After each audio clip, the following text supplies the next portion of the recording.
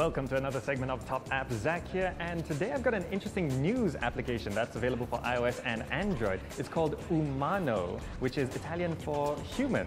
And it's a good reason why it's called that, because what it does is it narrates popular web articles and popular news articles with actual human voice actors. So that sounds like a lot of trouble, and it might or might not work out for you. So let's go check it out.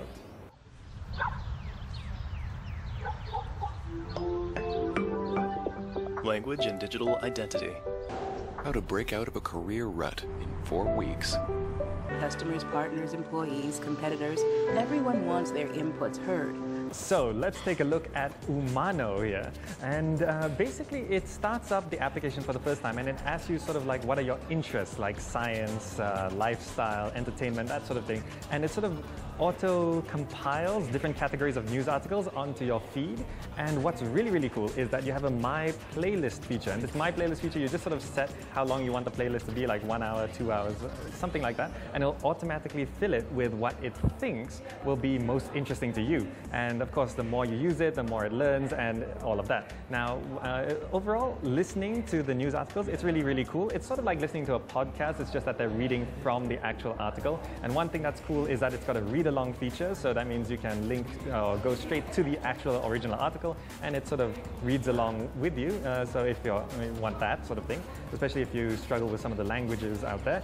And also, the feed sort of fills up with this, and once you sign up, it learns all your preferences and all of that. Now, one thing that might be annoying for you is that most, so far all of the voice actors that I've heard are American. And it's a good mix between male and female, but they're all American so far. So it's at least majority American voices. So if you don't really like the American accent, it might get a little bit it might get a little annoying for you if you find that sort of accent grating. If you're okay with an American accent, then it's going to be fine for you, and that's really, really nice.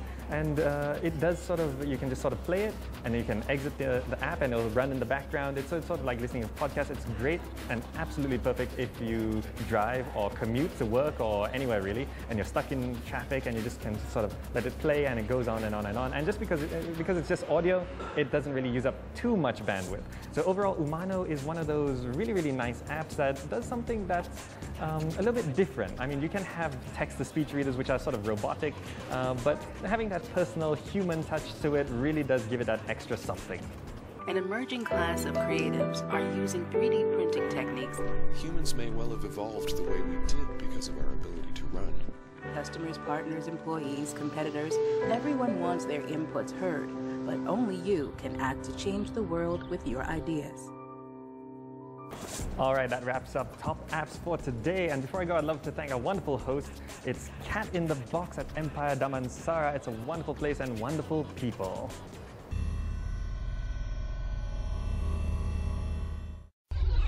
Dassault Systèmes, the 3D experience company that specializes in the production of 3D design software, 3D digital mockup, and product lifecycle management solutions. Its 3D experience platform leverages the company's world-leading 3D software applications to transform the way products are designed, produced, and supported, enabling businesses to craft delightful customer experiences. I think that we started this company 30 years ago, and it's all about the power of 3D, because 3D is a fantastic tool for communication. You know, 50 years ago, we were using a drafting table to simulate things and to design whatever product. 3D gave us a new dimension in order to create products that is much more powerful. Of course, what we were doing 30 years ago is totally different of what we are capable to do now. Now, I don't think there is any product in this world that is not designed, simulated, produced with our solutions. And I think we are the worldwide leader by far in this domain, with maybe more than 35% of the market share. Through its Passion for Innovation program, Dassault Systèmes puts technology and knowledge at the service of research, education, culture, and artistic creation, becoming an ambitious player in the cultural sector. For us, art and culture as really are the crossroads of science and technology. You know that we are in the science market, we are in a technology market. You know that we are also in innovation. We have done many innovations for all these worlds in the different industries. There is probably 1.5 trillion of projects in this world that are led with most prestigious companies that are depending on our solution. So, of course, innovation means a lot. But we launched this Passion for Innovation initiative 10 years ago, and one of those is the simulation of Paris. Simulation of Paris from 5,000 years ago to up to now. So we can walk through Paris, see the construction of the Eiffel Tower, see the construction of Notre Dame. So it's on one side an education journey, and on the other side it's very innovative because we understand the way Paris was built at that time by very innovative peoples with the tools of that time. And what we are doing is really ubiquity in time and in space. Among the Passion for Innovation project includes the Paris 3D, a recreation of the city of Paris at different moments, and Giza 3D, a model of the Giza in Egypt. The Paris 3D project is a collaboration with historians and archaeologists. Meanwhile, the Giza 3D is created with the help of the Museum of Fine Arts in Boston and Harvard University. Well, we have, the two you mentioned are two initiatives we had in the same Passion for Innovation initiatives. In fact, the first project we launched was 7 or 8 years ago with Giza. We met an architect. This architect spent his life by trying to imagine how the pyramids of Egypt were built. You know that at this point of time it's still a big mystery. And he was thinking that there was interior ramps, but he could not demonstrate his theory. So we helped him to demonstrate his theory. This theory, by the way, is maybe not the right one, but at least we demonstrated his theory using our solutions and simulating, the engineering tools at that time.